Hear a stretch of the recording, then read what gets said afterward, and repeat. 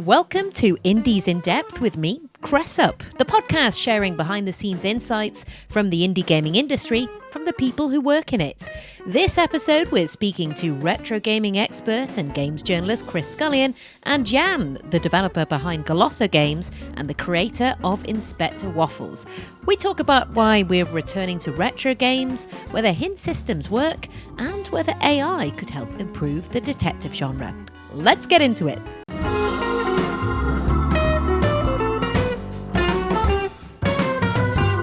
So I've got two great guests to kick this whole thing off, and the kind of idea with this is that in each episode we're sort of getting different sides of the industry. So we've got people making games, and we've also got the people kind of writing or creating content about them and playing them. So first of all, I've got Yann from Goloso Games, who in the past has made things like adventure games such as Inspector Waffles, which I have, full disclosure, I did review at one point, and I gave it a very good review. And I've also got... Thanks again. Yeah, no worries. I wasn't just saying that for a thanks or anything, but yeah, I just thought about it. And of course, we've got Chris Scullion as well, game journalist extraordinaire, retro gaming expert, writer for many publications, including Official Nintendo Magazine.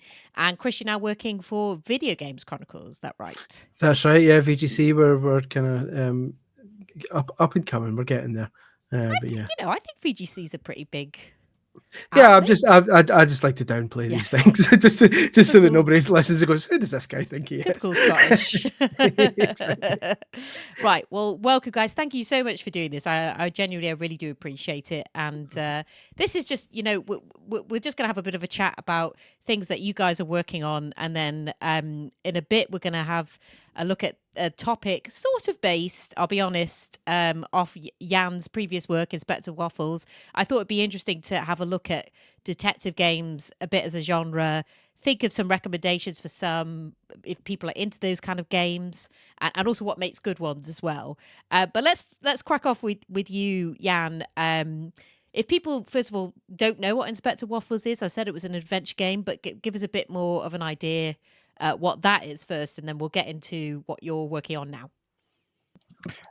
So it's mostly an adventure game, like old school point and click, but also have some detective mechanics. So you are a cat detective, and your first case is someone a cat who fell from a house and didn't land on his paws, so it's weird. So they call you to investigate and to find out what really happened, because it wasn't supposed to happen. So you have to find the items,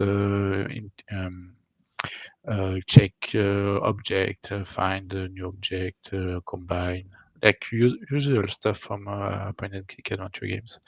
And also you have the detective part where you have to interrogate cats and dogs of interest. Yes, it's all animals, just to make yes, you are a cat cats detective, and dogs, yes. Yeah. And using what you saw and what you gathered, you have to find the right item or the right clue to solve the puzzle. It's someone say, I was there and I couldn't be at that place at this moment, and you say, no, it's not possible because I know you were. Yeah, you got it. It's a mix of adventure games and this kind of puzzles, detective puzzles.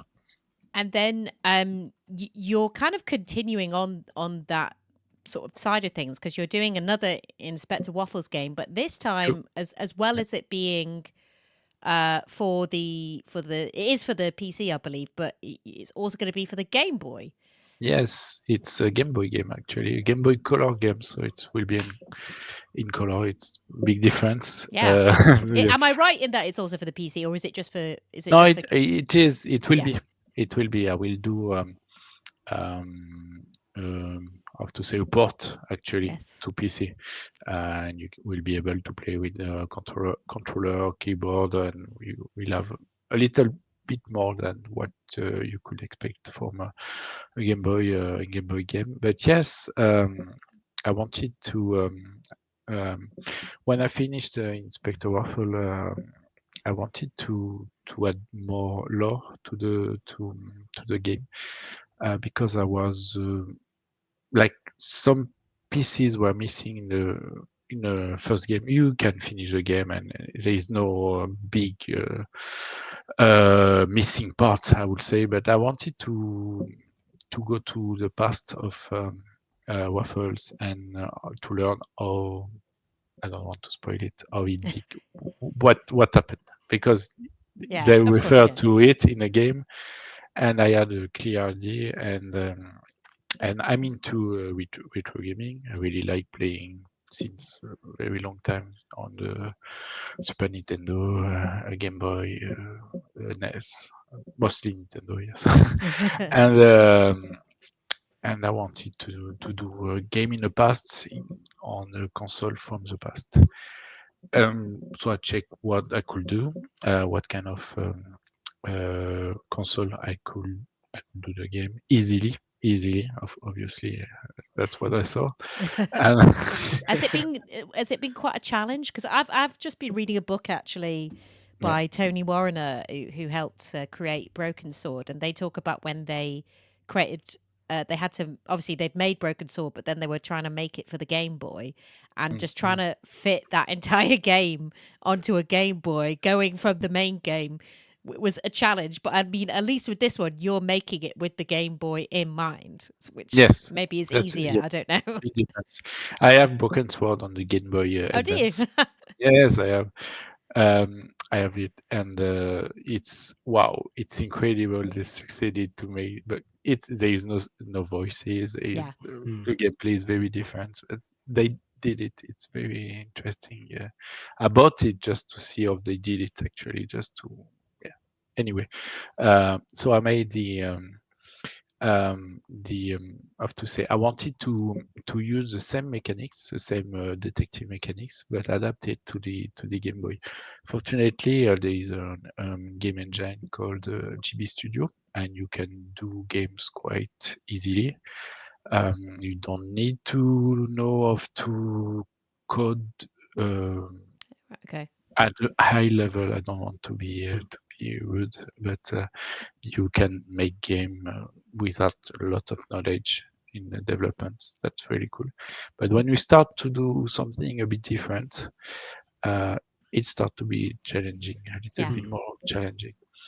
And for me, the biggest challenge, I had the idea to keep the same detective mechanics, but um, I wanted also to do something very Game Boy. The game will be in top down, like Pokemon, and not a point and click, but you will also have point and click scene when you have use the an arrow like a cursor, and you Okay. Yeah. go and you click on the item or object you want to check. So you still have this part, but the game is mostly a top down game like Pokemon. So, but you don't catch Pokemon. You catch bad guys. You get for clues, legal maybe. reasons. Yes. Yes, let's make that Yeah, clear. It's not Pokemon. This isn't another Power World. Chris, I'm so yes, interested. Oh, sorry. Go so on. yes, Yeah, no, yeah. no, sorry. So just to finish, the biggest challenge was to port this detective mechanics to Game Boys to keep them in a way that you could that it could work because I couldn't do the exact same things. But I wanted to do the same way of playing, but I didn't want to. But I couldn't because you have limited in sprite, you're limited in resolution, in colors, in a lot of things. So doing something exactly similar was impossible. So I have to adapt the mechanics and to do something slightly different. I was just going to say along those lines, just with you, Chris. I just wanted as sort of a journalist, sometimes writing about these kind of things. And I know you're a sort of obviously a retro fan. Are we seeing a bit of a return to, I don't know, retro consoles? I know obviously emulation has been a big thing for quite a while, but that's another kettle of fish. But I mean, just in terms of, I know, obviously with things like the play date that's come out, and obviously Yeah. that's new, but it's got that kind of retro style. Yeah, I think so. I think the way modern video games are going has certainly helped push the love for retro, because certainly as someone who reviews quite a lot of modern games, I just the concept of a lot of them exhausts me, Yeah. and I think a lot of people Hmm. feel the same. Like, I was recently reviewing Top Spin 2K25, which on paper should just be like a normal sports tennis game, but Mm. then I start it and it's got a season pass Mm. like Fortnite and stuff too, and I'm like, really? So every day I need to play this game and play 3 matches on a clay court to unlock this, and so it feels like a job. Season pass for a tennis game. There's 6 seasons coming apparently, Right. so well, fill your boots. But so I think a lot of people um crave the days of like literally just switching the console on and the Yeah. game's there, and there's no messing about. You don't have to read a EULA and agree to 400 pages before you start. You don't need an online connection. So I know a few people who have got children and they want to start them in retro consoles first, because they don't have to worry about them going online and getting told to F off on Fortnite and stuff like That's a that. good point, actually. Yeah. So it's certainly my brother and my wee nephew. Well, I say he's 10 now, but he loves the retro stuff. He's like obsesses with Mega Drive games and stuff like that. And it's like, that's a good kind of a good grounding for the get him educated on the classics. Yeah. I think before getting into the kind of the complicated stuff. But yeah, I certainly think, obviously with the mini consoles, the NES Mini, which was the first one that kicked it off, and there's just been a kind of steady stream since then, and I think they're an amazing way to kind of legally discover these kind of libraries, that some of Yes. the best games from the past legally. Yes. That's why I just want to say the emulation is a totally different thing, and obviously it's got its downsides there. By the way, guys, feel free to if you want to jump in or ask each other questions as well, because I was going to ask actually about the Inspector Waffles prequel. Sure. Will that when that's done, are you looking into getting like a publishing deal to get that put on a physical cartridge, or will it just be like in a ROM that's provided for like analog pockets and stuff like that?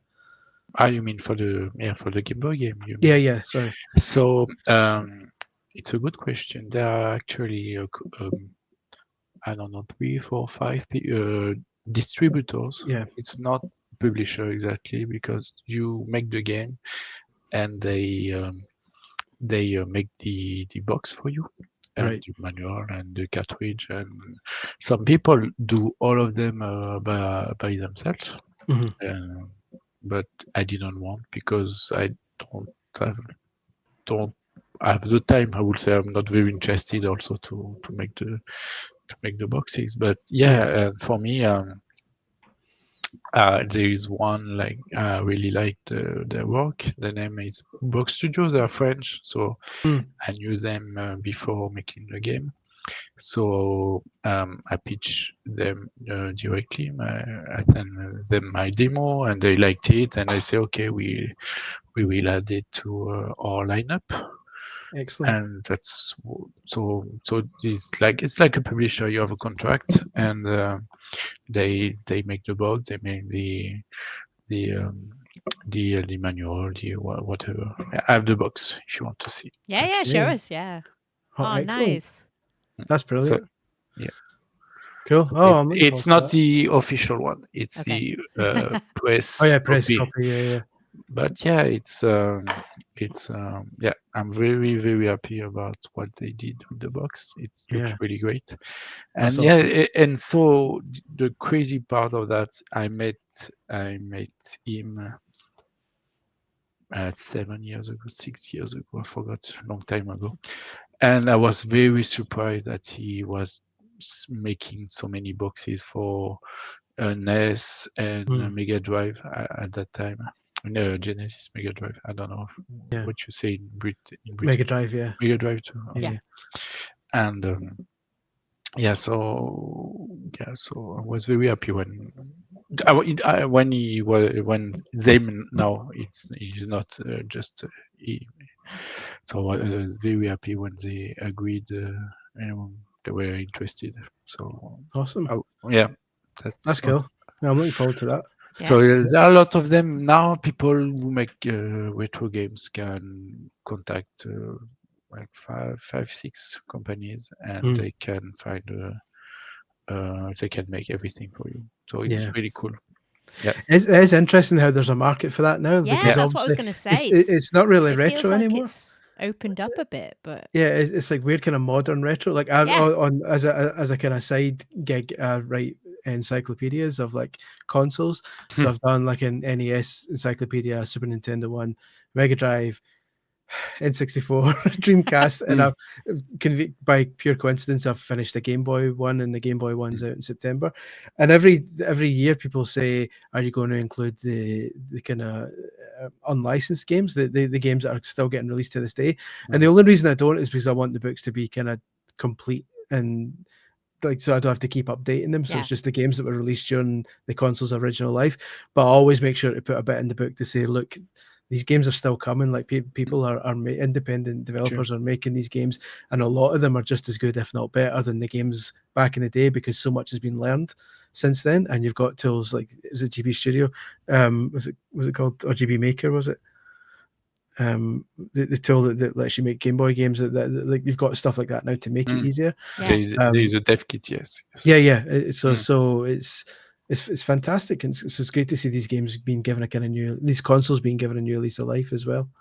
Yeah, there is like not a big community, but a small community of homebrews of the Mm. developers who make new game for console. And I went to a couple of events in for while there are homebrews games, and it was very interesting to see so many people in so many console you've already forgot, like the Yeah. Yeah, Atari Lynx, Atari Jaguar. People are making games on yeah, that one. Nobody has a Because Lynx. I'll be Nobody. honest, Jan, when you were saying like, "Oh, I'm gonna, I'm making this into a Game Boy game," I was like, "What?" I was like, I didn't realize people were still making.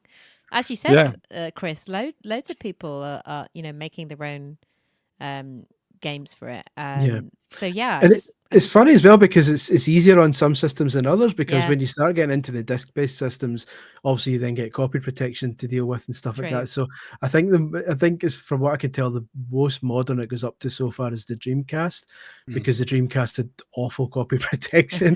Where people basically realized you could just burn a CD and that was your Mm. Dreamcast game, and so people are like making legitimate like indie Dreamcast games and just burning Mm. them to CDs, and they'll Yes. work on a Dreamcast, which is fantastic. There's some genuinely excellent kind of modern Dreamcast games, which is for a console that didn't have a lot of games in the first place. Yeah, true. It's brilliant to It's true. see it getting a bigger library. As well as the inspector, I'll go on to stuff that you're working on in a sec, Chris. But Jan, as well as the Inspector Waffles stuff, you have also been making. You've got some other small projects as well, Yes. including a game for your Yes. child Yes. or about your child.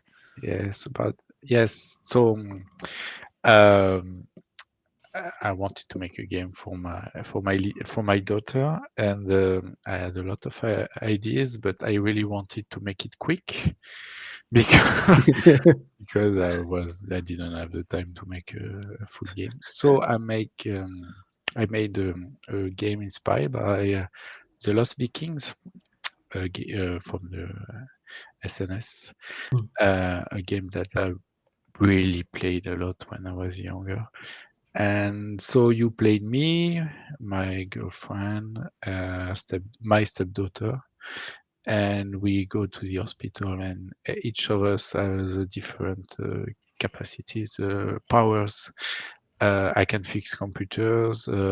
My girlfriend can do it yourself, fix Yeah. stuff, and my stepdaughter is small, so she can go in small small space. So with all the band, you have to find a way to bring my girlfriend to the hospital and to the end of each level. So it was very small project, but yeah, I had a lot of positive response for that, and it didn't reach very high, but I forgot, maybe 600 people play it.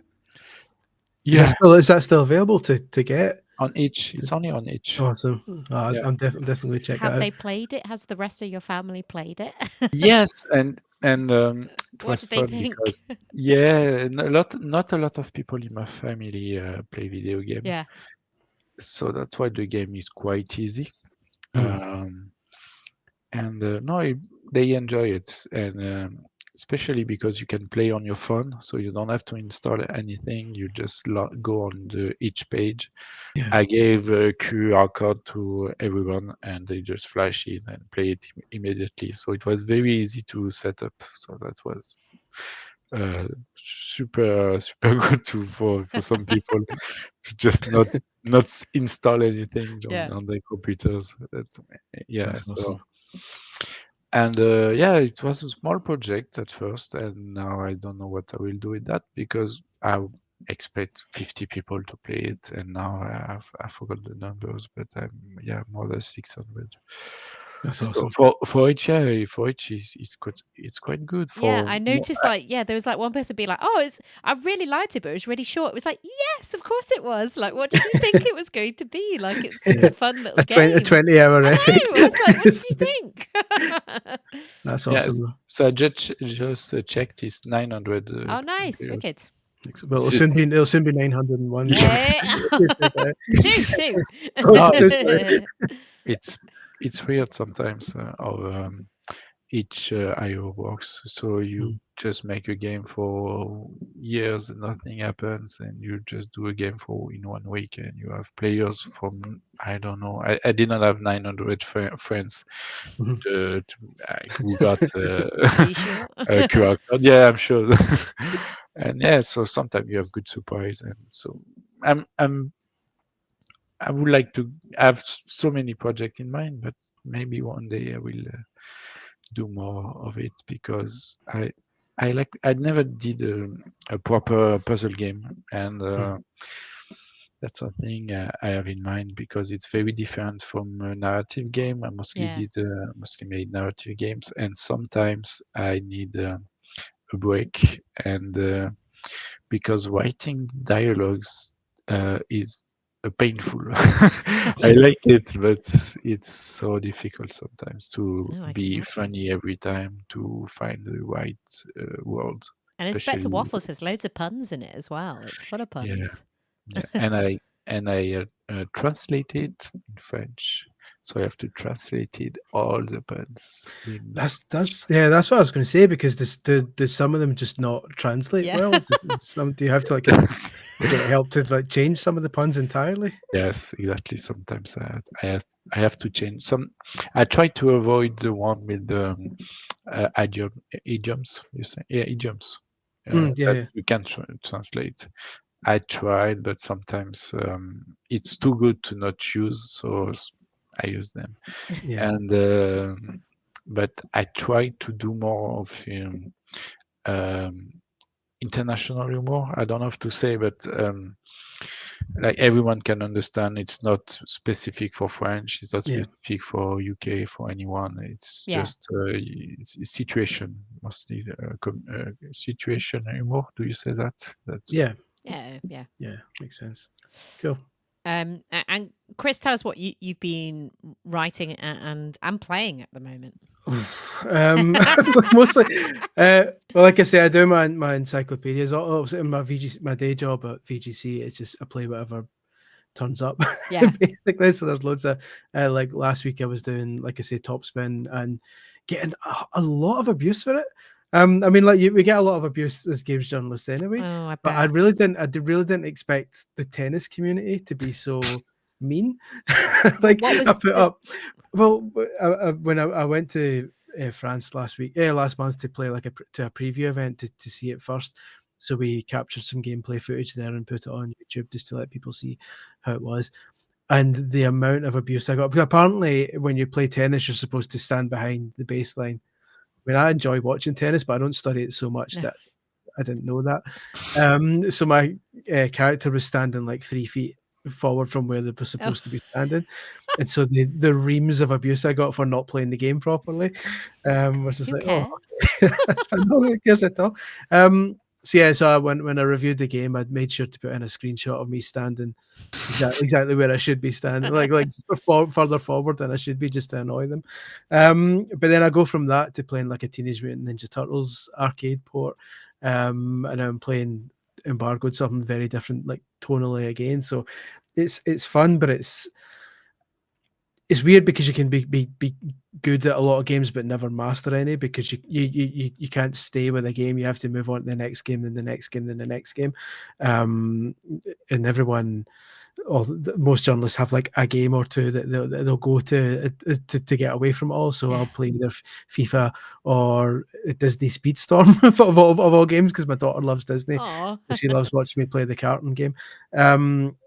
But other than that, I'm doing my books just now, and like I say, my Game Boy Encyclopedia is out in September, and I've just started writing a PlayStation Encyclopedia, which Ooh. is going to kill me basically, because like there's like six. It's every game released in Europe and North America for the PlayStation, and there's something like 1,600. So I So basically how have does to. it work? Is it like a page for each game, or was it just a No, list? it'll be similar to my other books in that it'll be alphabetical A to Z, and most games will be like a quarter page, so it'll be like a 300-word kind of blurb and a screenshot. I'll take a screenshot for each game, which annoyingly is where that's where kind of the game preservation side of things comes into it, because it's physically impossible and financially impossible for me to acquire every PlayStation game ever made. Yeah. So that's where you have to kind of go down the archive routes, which isn't ideal, but that is what it is. But essentially, it involves playing every game, getting a screenshot of every game, writing a 300-word summary of every game, and then more important games will get a half page or a full page, and you end up with like a 600-page book, and then Wow. rest for a month, then go on to the next one. So it's fun, but it's fun for me because I get to discover so many games I that bet. still fill the gaps in my knowledge. But it's pretty full on. So you play every single one that you talk about. I would like to ask, how long do you play each game? Good question. Thankfully, not. It depends. Thankfully, because it's not like a reviews guide. It's more just because they're encyclopedias. For some of them, I just need to play enough until I get a good sense of what the game is, and kind of can note any good points or bad points that are maybe worth pointing out. So just enough to get a grasp of it, and I guess say, you're not giving you're not just saying this is what this game is about. You're kind of giving your own flavor of it, and that's why you're playing. Yeah, exactly. So, but not to the extent where I'm saying this one's good, this one's bad, because obviously that's subjective, and it's maybe more of a reference guide. But I will also, for each game, I'll go back to the archives of magazines, like the official PlayStation magazine of the era and other PlayStation magazines of the era, to see what the kind of general reception was. So if I start a game and I look it up and see that people were giving it like 20%, I'm going to note that, by the way, back in the day, this didn't go down too well, stuff like that. So it's really just pointing out. The hardest bit is everyone, for some reason, had decided to do this, but people like it. Every entry has a little fact next to each game as well, which will either be like a cheat code or something that was said in an interview back in the day, or just some random. The person who did the QA on this went on to be a publisher, and it went on to produce Grand Theft Auto or something like that. So those are the bits that take up the most time, but people kind of tend to enjoy the most. But I really enjoy it. But like I say, it's when you go from a 9 to 5 and then put the kid to bed and then move on to the book, it's like it's how long has each one taken to write? Each one's taken a year. The PlayStation book, I've given myself 2 years because just for my sanity more than anything. But luckily the publisher's really good. It's a really good publisher, and if I ever need to delay, they'll let me. Luckily, I haven't had to yet, but they're delighted with the books. I'm delighted with how they handle the books. And it's essentially a rolling contract that we'll keep doing one every year until people stop buying them or until my hands fall off. So you're going to keep going past the PlayStation then? Yep. So I'm contracted to do after PlayStation is the GameCube, and then I can't remember the exact order, but it included are the Saturn, the Game Boy Advance, Oh wow. Okay. the Wii, which is going to be another big one, and the Wii U, which will be quite a small one. Yeah. But yeah, it's again, as long as people keep buying them, like I'm excited to do the ones with the big. This PlayStation one is a kind of test to see if I can do games with larger libraries, because up to now I've never done anything with more than 1,000 games released for it. And like I say, the PlayStation's like 1,600, so this is the big test. If I can kind of hold out mentally to the end Yeah. of this, then that kind of opens it up to a kind of wider range of stuff. But yeah, I enjoy it. But it does. I mean, it sounds fun, but it also sounds like a lot. So It's good. crazy, especially because sometimes people ask, do I pick the order I do them in, and I say no, I have to do it alphabetical order because there's highs and lows. Like if I choose the good games and cover those first, that's true, I will never yeah. finish the book because there's so much garbage at the end. Oh, you must have to Whereas play a lot of garbage, actually, just there's thinking about it. well, especially on the PlayStation, there is a lot of garbage, especially because I'm covering all the kind of officially licensed stuff, and I didn't realize that there's a company who, I forget the name, but probably because I'm trying to mentally block them out. They officially licensed from Sony the rights to make educational games for schools in North America. Oh. So schools could buy a PlayStation and then they would get sent these regular educational books, educational games, and there's like 100 of them. And so those are all in the book as well. Because they kind of have to. Collectors count them apparently. So yeah, so there's a lot of absolute trash in there. But I think those are the kind of, I always say in the introduction that those are the most important games to be in there, because when people cover like the Super Nintendo encyclopedia, when people cover the best Super Nintendo games, they'll always say Mario World, Link to the Past, Super Metroid. But like my brother and I used to love International Superstar Soccer, and a lot of people don't cover that so much, so that's in there. Maybe somebody's favorite game is FIFA 95, that's in there. So the fact that every single game is covered means everything is given. No game is every game is equal, essentially in some people's hearts. How do you make sure you've covered everything? There's Do you get a luckily list? Or? Yeah, I kind of like quadruple check it. So you start with Wikipedia, even though that's error riddled, just to get a list I can copy and paste in an Excel spreadsheet just as a template. And then I'll go through. There are other kind of collector lists out there that I can kind of work my way through. Again, one of the odd benefits of the emulation side of things is that there are some people who are so obsessive with it, they create lists of every. Right. If you want to own every game, here's a list of every downloaded ROM file you should have. So that's helpful for me to make sure I've not missed any titles out of my list. So yeah, it's like a 5-tier system of checking it all. But the PlayStation one's been a bit of a nightmare for that, especially because so many games have so many different titles. Like if a licensed football game comes out and it's like a management game based on an English manager. In France, they'll have released that game with a different manager's name, and in Germany, it'll be a different name. And so you've actually got 5 different games, and you have to figure out this is one entry and make sure I don't write the same entry twice. But yeah, I'd be here forever, like to point out all the kind of pitfalls. But yeah, it's tricky, but it's fun. I mean, and so you said you've got the Game Boy one coming out this September. Mm-hmm. Yeah, so that's every Game Boy game released in the West and every Game Boy Color game as well. Nice. So that's been a fun one. It's funny because I also finally got to get my daughter in the book because also one of the entries is for the Game Boy camera. So I managed to convince her to take a picture of herself, so she's in the book for the first time. I'm hoping the series goes long enough for her to start writing it, so I can just sit back and let her write the book instead. But yeah. So the Game Boy one's out in September. It's the biggest one I've done yet, just because it's essentially 2 systems in one. It's like 1,100 games in total. So that was a pretty tough one to do, but especially because there's actually not a lot of stuff online about the Game Boy, about a lot of Game Boy games. Especially if a game was released on, say there's a movie tie-in and it's released on the Super Nintendo and the Mega Drive and the Game Boy, all the stuff online will be about the console versions, right? And the Game Boy version will be touched. Yeah. So there's a lot of kind of digging into archives and finding old manuals and stuff like that, because sometimes magazines wouldn't even touch them because they were so throwaway or considered throwaway at the time.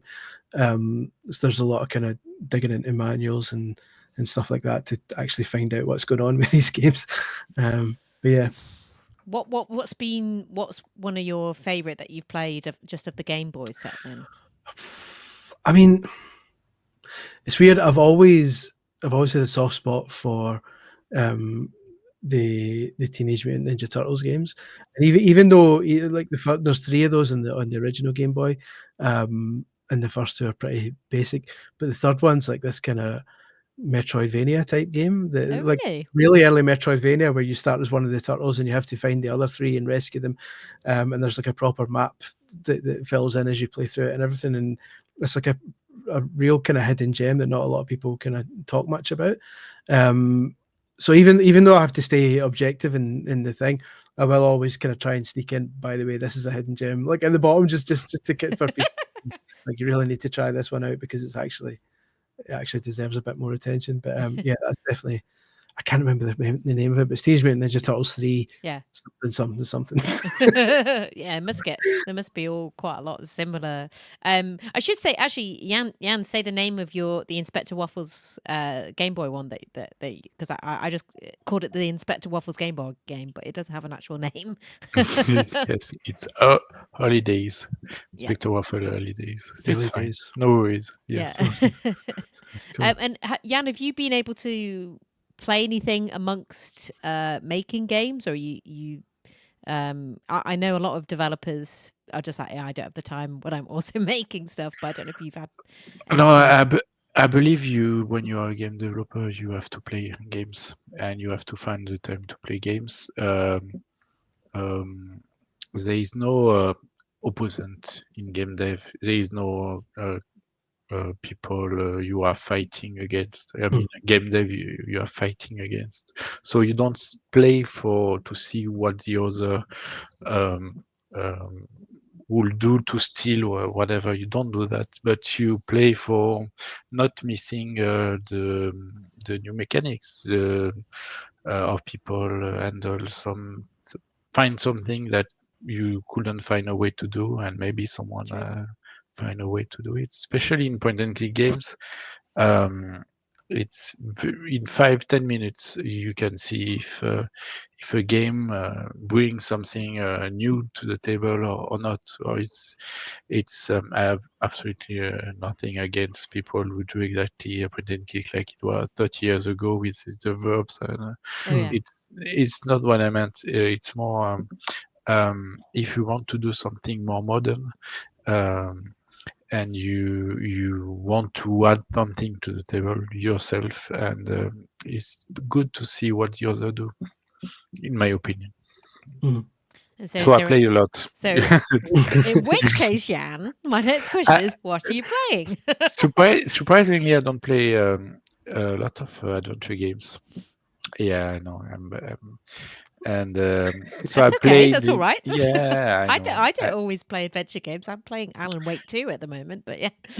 and Balatro, actually. Those are the Yeah, two me I'm too. I playing.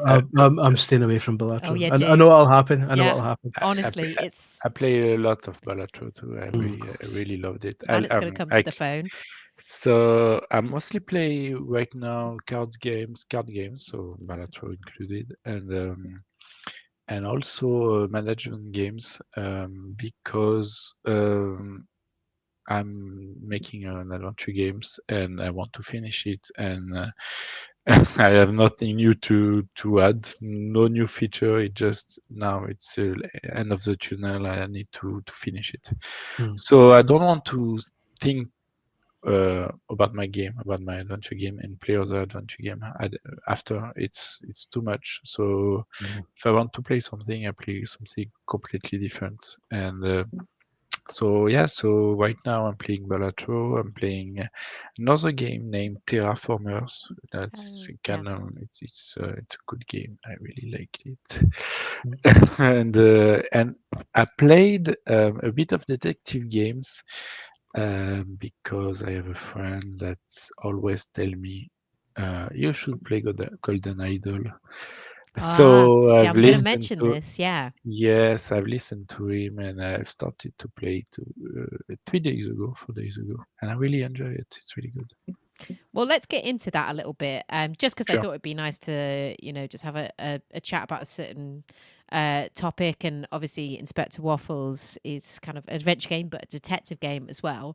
I was Mm. going to, before we get into like maybe ones that we enjoy or that we think are good examples, Jan, I was wondering with you with Inspector Waffles, because obviously when Inspector Waffles was coming out, there were a lot of animal detective games coming Yes. out at the same time. First of all, how did that feel? And second of all, I think you did quite a clever thing with your game by sort of incorporating some Mm. of the other animal detectives as if it was a shared world, which was quite Yes. interesting. Tell us a bit about that. Um, um, so about the animal detective, it's funny because when I started to make it, I'm not into animal stuff. I don't know animal video games, but I really like a lot of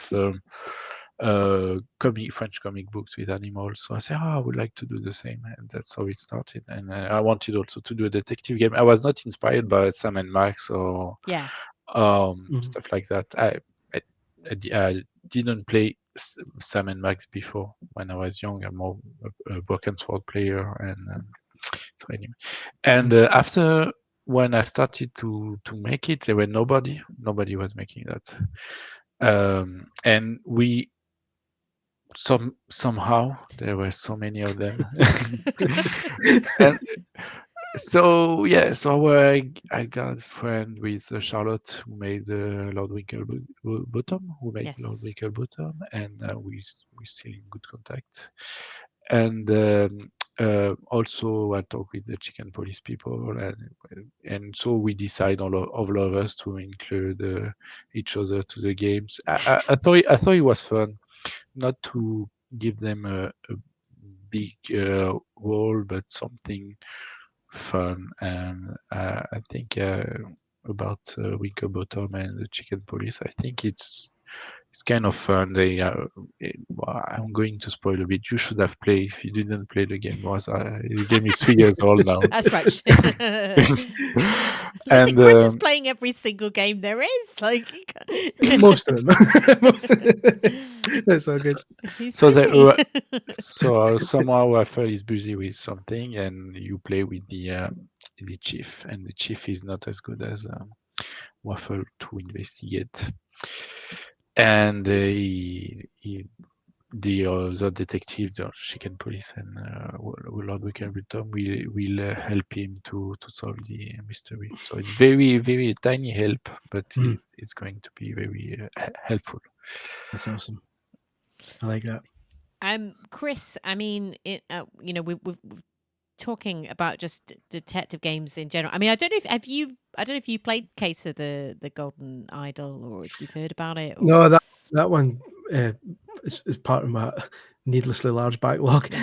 Which is annoying. We've all got one, don't worry. Yeah, Yes. yeah. So that's one I missed. Like like, in terms of detective stuff, it's funny because as I hear about Inspector Waffles, the Game Boy one, the Game Boy Color one, it reminds me a bit. Having never seen it, I'm just off based on what I'm hearing. There was a Roger Rabbit game on the Game Boy, which was a kind of top-down detective game, and I loved that game. I absolutely loved it. So like that was kind of one of the first kind of detective games I can remember playing. Yeah, sorry to interrupt, Oh but no, of course. yeah, I agree with you. That's why I wanted to make also a point and click because on a Game Boy, because there are very few of them. Yeah. And you can have more. You have more on NES, and on you have a Shadowgate version, for example, on NES. But on Game Boy, it's very few of them. It's a James Bond game. Kind of, you use item. You have an inventory. You have puzzle to solve, but very, very few of them. And you are right. It is a lot of people come to me and say about the Roger Rabbit game. That's is there you only go. one. Yeah. But then good adding the point and click makes it Yeah. differentiates it. Yeah, makes it different. With the Roger That's cool. Rabbit one, were you how detective-y was it? Because I think now detective games are quite sophisticated in terms of you really do have to solve things yourself. You can't Yeah. just brute force stuff. I mean, it was like it was plot heavy for the time, but Sure. that wasn't very plot heavy. Like back then, it was just like, oh no, he's been murdered. Go and find Yeah. items, and so it was like it was pretty basic. Basic now when you look back at it. At the time, it was like what. But having said that was on a Game Boy basis. Like obviously, in that era, there were still loads of far adventure games with far more depth on home computers. I think maybe the Lucasfilm games had maybe started around about that time, and obviously you had text adventures before that. So just purely in terms of Game Boy kind of like home console handheld stuff, it felt quite engaging. But yeah, looking back at it now, obviously I would imagine something like Inspector Waffles would have a hell of a lot more narrative in there and be more engaging. But do you think I mean, I guess with a detective story, I suppose you do need to have that narrative because it's all about you trying to solve something and you're going to piece Yes. things together. Because I mean, Case of the Golden Idol, that has a very complicated story, which is it takes. I don't know how far you are into it, Jan, but that gets very Not complicated. much. Not much. I Okay, played it 2 gets hours. harder. Yeah. Yes, I noticed that. But I'm just, I'm thinking of other ones, like Return of the Obra Dinn, which, again, you're trying to piece together not only, I guess the puzzle is the story because you're trying to work out what happened and why it's happened and who it's happened to.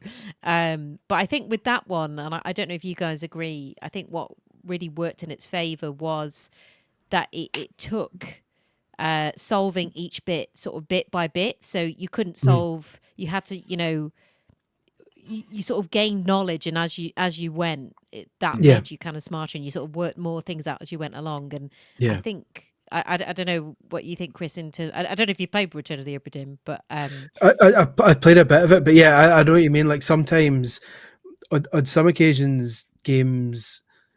I'm thinking mainly of the kind of Phoenix Wright, the Ace Attorney games. Like sometimes you'll get a situation where you've kind of figured it out, yeah, but you have to wait for the game to figure it out yeah, because it's yeah. like a visual novel. You're like, come on, and it takes a while to get to that. But so yeah, like breaking it into smaller chunks to stop you getting too carried away, getting too carried further forward. Is a good mechanic, but obviously quite difficult to do because. Yeah, I suppose it requires a bit more discipline in terms of how you kind of introduce the story piece by piece instead of making it easy for the player to say, I think I know what's going to happen here. Yeah, it's hard. Yeah. I think it's quite a difficult genre to get right, and because you, like you say, you want to make the person feel like they're working it out, but the game also has to lead you a little bit, but not too much. I mean, what do you think, Jan, in terms of like hint systems for that kind of thing? Is it a good thing or a bad thing? For detective game in general, I don't know. It's a very complicated Yeah. question, and Because doesn't Inspector Waffles have a hint system, or is yeah, it? you Yeah, can call your mom. that's of course. Yeah, I forgot about that. Yeah, you call your mum and she gives you a. Yeah, that's so it's difficult to say because uh, I'm the kind of player who don't want a hint except if I'm desperate, Yeah. and um, I don't know. I think I would say it's useful sometimes when it's too difficult, but probably for me a hint system shouldn't be there because the puzzle should be great instead. I don't know if I'm clear, but um, when you play a game and you don't find the way to solve it, if someone tell you how to solve it, you have to do yes, I should have known Yeah. that, and not Yeah.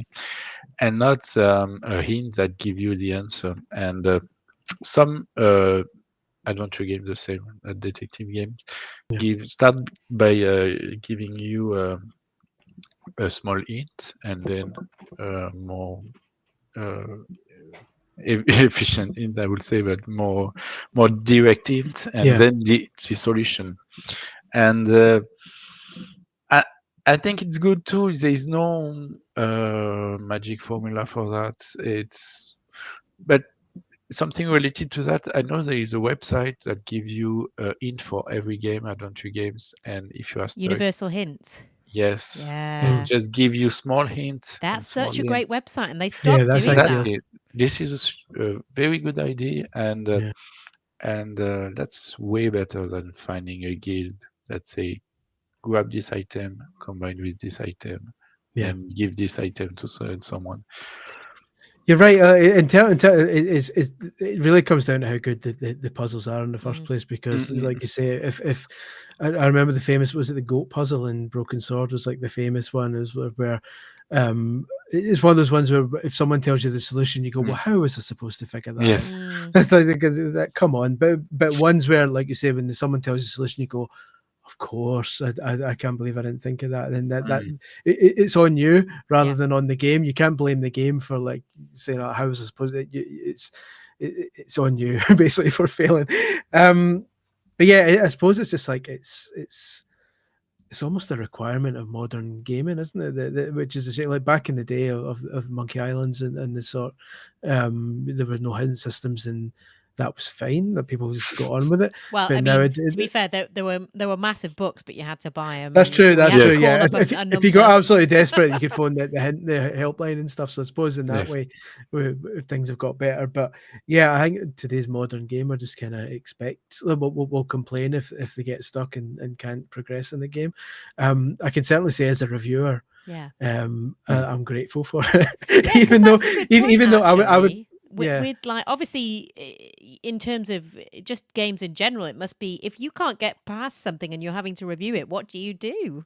Yeah, exactly. Yeah. It It's a good depends. point. I mean, sometimes sometimes we contact the PR and say, "Look, come on," and they'll get in touch with the developer, and the developer will say, "Okay, you have to do this." So we're fortunate in that we've got a direct line most times to the developer who'll help.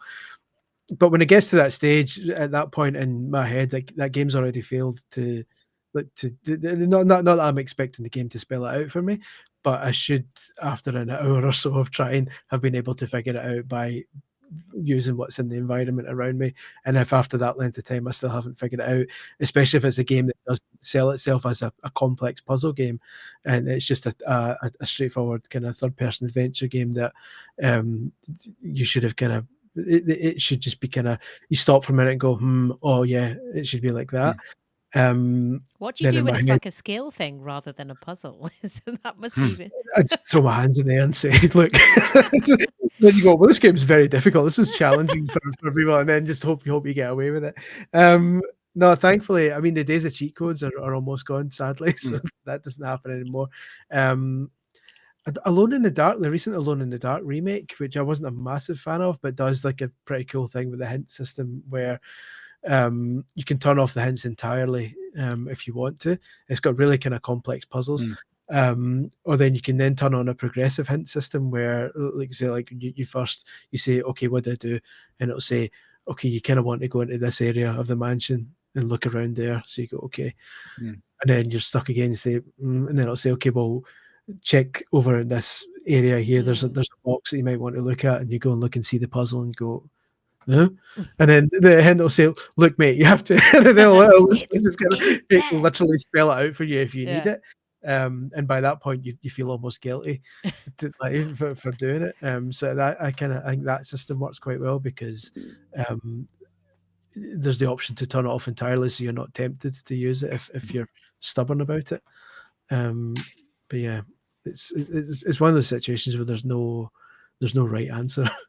I think. Yeah, totally. I mean, have either of you got any examples of a kind of genres? Well, not genres, but games which have done the sort of detective series well, apart from your own, of course.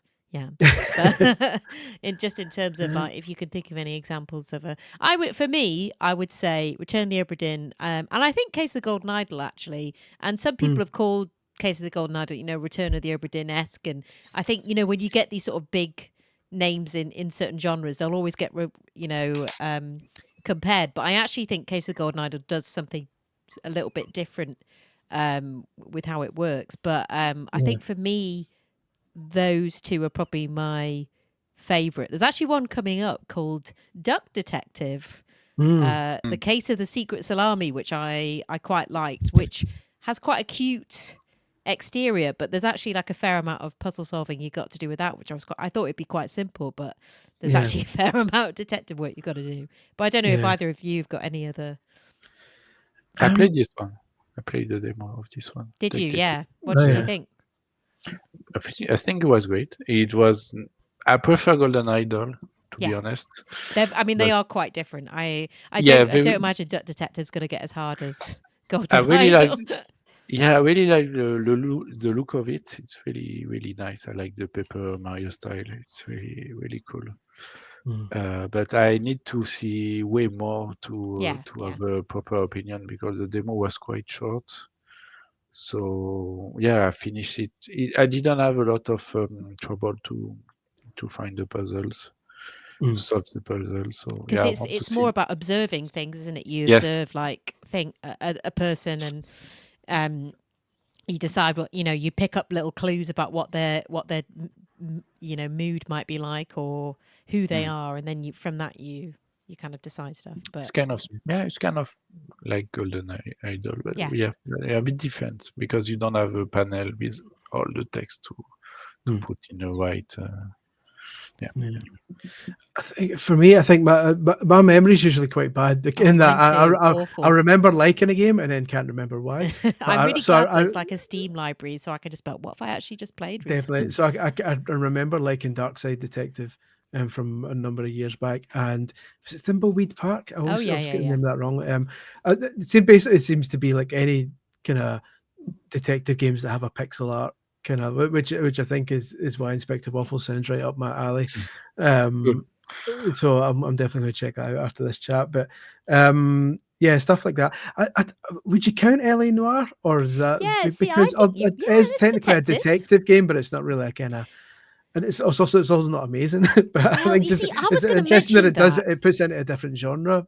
Tries. Because the thing I found difficult with that, and I think what makes a good detective game is you do have to, it's got to be kind of a clear answer and a clear sort of pathway to that answer. And you might have to go through a couple of deductions, but you get there. But what I found difficult, I don't know with you, but like with LA Noire, sometimes, because you're just reading off people's facial animations as to what they might be thinking, and sometimes I'd be like, they're definitely lying, and they weren't, and they'd be like, nope. I bounced off that quite hard, like near the start the first time I played it, because the first interrogation scene and the tutorial says something like, if you think someone's maybe lying and you doubt them, say the doubt button. And I was like, she was talking away, and I was like, I said doubt, and she went crazy, and like that was the end of the mission. I was like, well, don't tell me I can do that, and then instantly say game over. You're a bad cop. I was like, oh, sorry. I like that they tried to do the more kind of detective type mechanics in what's usually a kind of standard third-person action adventure genre. I would have liked to have seen a sequel to see them kind of iron out some of the kind of issues with it. What do you?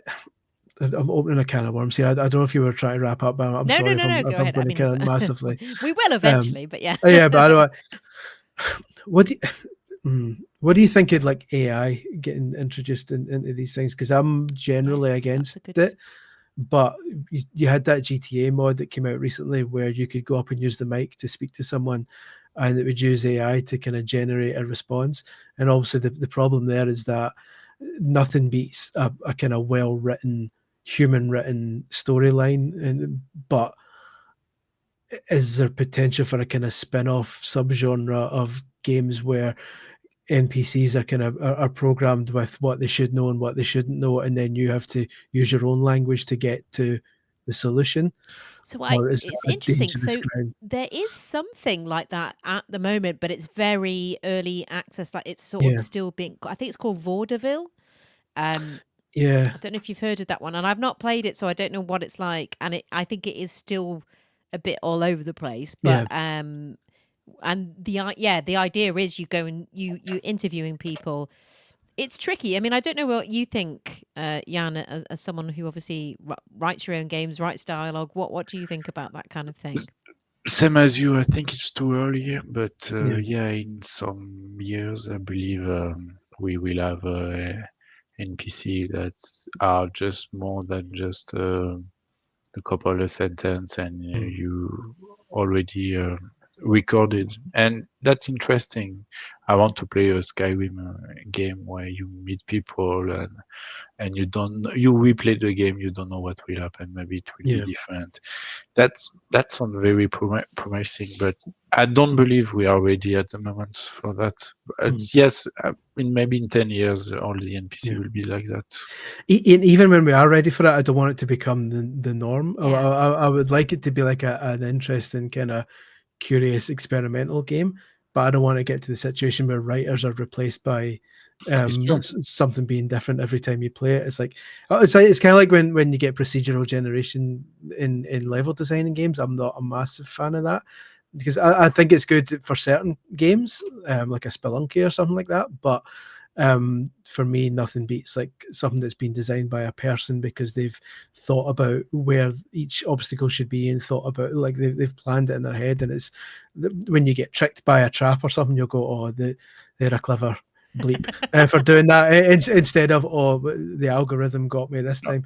Yeah, I think it will be a mix, so that you will have for the most important, for the answer of the question you ask, and you need the right question, you will have someone who will write that, and it yeah, will keep you in the story, in the lore. And yeah, but if you go to someone and you do, imagine okay, you have a knife and you can stab anyone. And no, you can stab anyone. And there are 1,000 characters in a game like yeah, Skyrim, and you stab everyone. Do you want the same sentence Mm. that, oh, you yeah, stabbed me? So for that, Stop right there, criminal scum. yeah, yeah, exactly. And that's, for me, that's yeah, interesting. But for, yeah, I agree with you. Nothing beats a real writer. And but you have to think like what the AAA game will be in the future, and they are not going on with what happened right now. They're not going to the path of hiring more people, yeah, and so I'm thinking that's a way for the AAA to find out if they can find a way to replace people. They will do it. yeah, It's more about what the indies will do, and Yeah. we don't.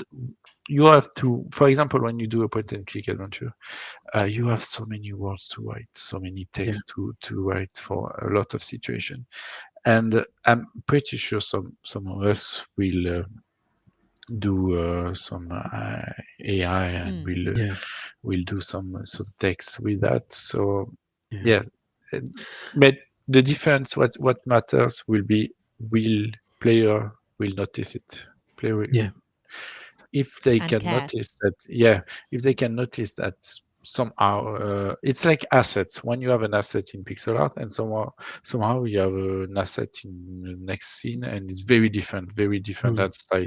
You notice it, you see, okay, that's what's happening. This is yeah, weird. And if you have, yes, a character that the line doesn't match with the other thing he says, you will be outside the game, and you will lose interest. yeah. I think quite interesting I thought it was Ubisoft. It was one of the big AAAs. It might have been Ubisoft. Is we're talking about recently about a tool where it will almost kind of be like a halfway point where they'll use AI to generate dialogue, but then have a writer who'll look over it and kind of pick. So it is the example they gave us for NPCs in a big game, almost like a Watch Dogs type game, where there's lots of kind of just kind of background dialogue when you walk past someone in Watch Dogs, they might be on the phone saying, saying, well, do you think we should get pizza tonight? Or like just totally generic conversations that have nothing to do with the plot.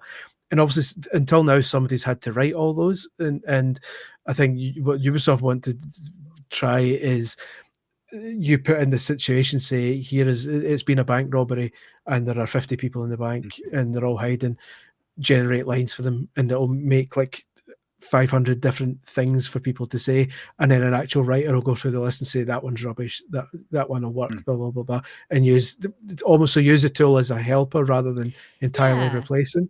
And I think it's that's kind of hopefully the way, fingers crossed, other places will go. Because I mean, like, even we were talking about Broken Sword, and obviously Broken Sword, that Revolution, they're bringing out Reforged, like the sort of kind of remastered version of the original, and they have said they are using AI for that, but they're using it as a tool to kind of help update, because they, you know, it would take them so long to update all the backgrounds and the sprites, yes, mostly and the sprites. animation, So and yes, I think if it's being used as kind of like a halfway house to help people, you know, do their jobs easier and quicker, and then they can have more time to do what they actually do well, then fingers crossed.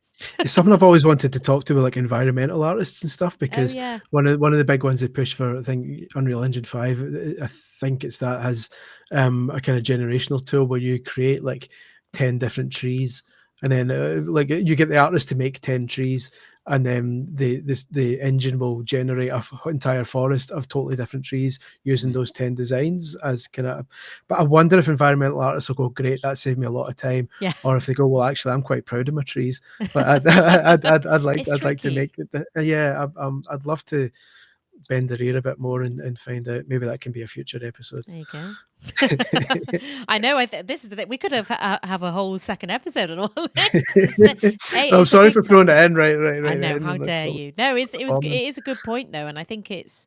I might try I mean, it's got bad reviews, Vaudeville. I don't think a lot of people are into it. It's at the moment more of a kind of silly, haha, let's see what happens if I write this, and it's not at that level. But we'll see. I don't know. I think it will be interesting to see where it goes with that kind of thing, and if it can help enrich it rather than making it just like people just like having a bit of a laugh at a computer, which I think is where it's at the moment.